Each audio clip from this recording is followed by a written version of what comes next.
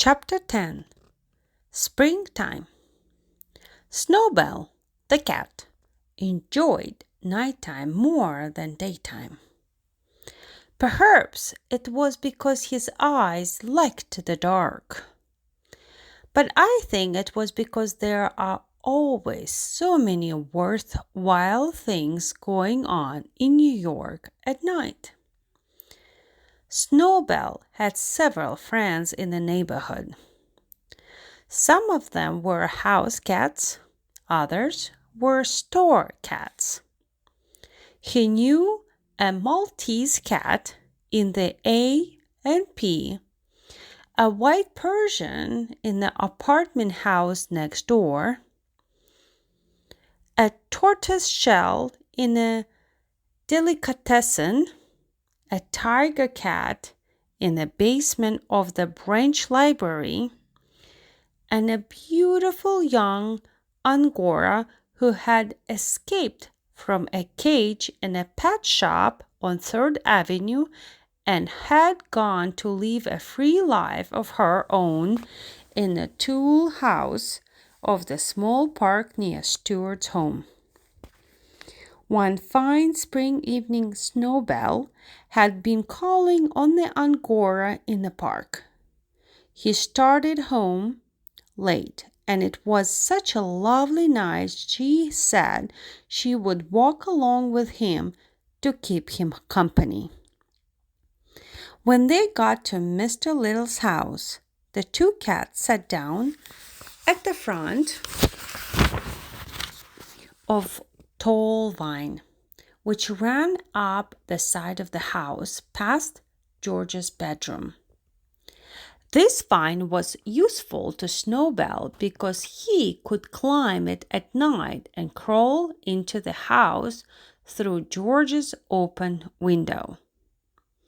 Snowbell began telling his friend about Margalo and Stuart. "Goodness," said the Angora cat. "You mean to say you live in the same house with a bird and a mouse, and you don't do anything about it?" "That's the situation," replied Snowbell. "But what can I do about it? Please remember that Stuart is a member of the family, and the bird is a permanent guest, like myself."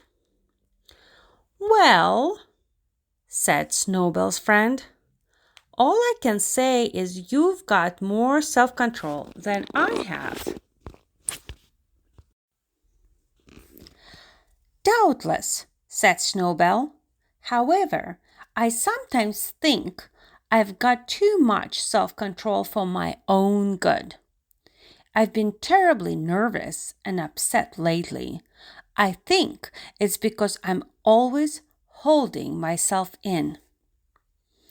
The cats' voices grew louder, and they talked so loudly that they never heard a slight rustling in the vine a few feet above their heads.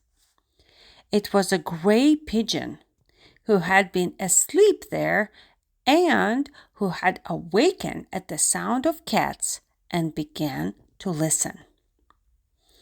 "This sounds like an interesting conversation," said the pigeon to himself. "Maybe I'd better stay around and see if I can learn something." "Look here," he heard the Angora cat say to Snowbell.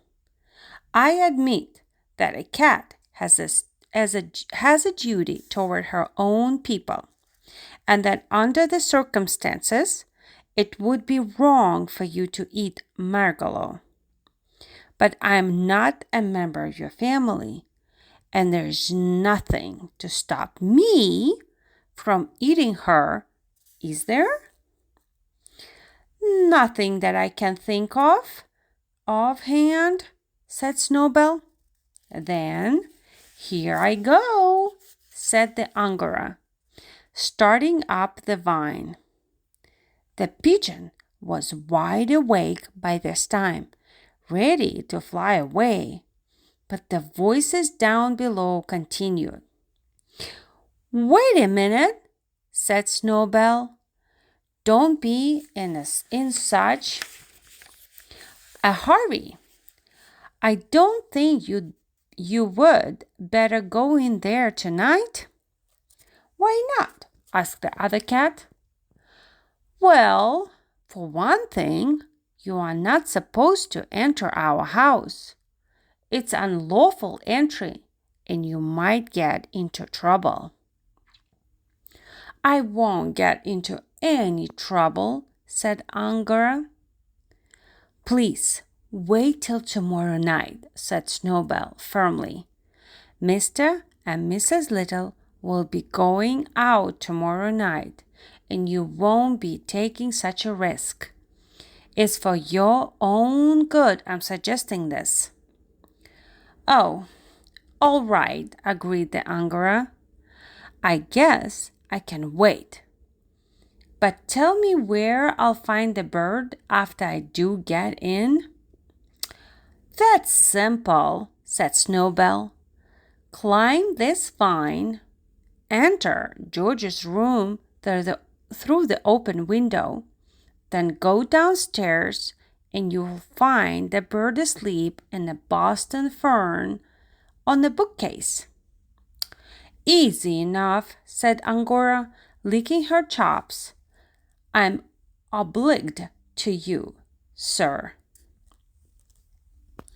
Well, the old thing, whispered the pigeon to himself, and he flew away quickly to find a piece of writing paper and a pencil. Snowball said good night to his friend and climbed up the vine and went into bed.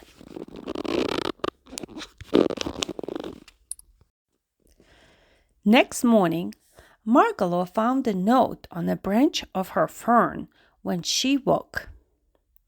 It said, "Beware of a strange cat who will come by night." It was signed a well-wisher. She kept the note under her wing all day long, wondering what she had better do. But she didn't dare show it to anyone, not even to Stuart. She couldn't eat. She was so frightened. What had I better do? She kept saying to herself. Finally, just before dark, she hopped up to an open window, and without saying anything to anybody, she flew away. It was the springtime, and she flew north just as fast as she could fly, because something inside her told her that north was the way for a bird to go when spring comes to the land.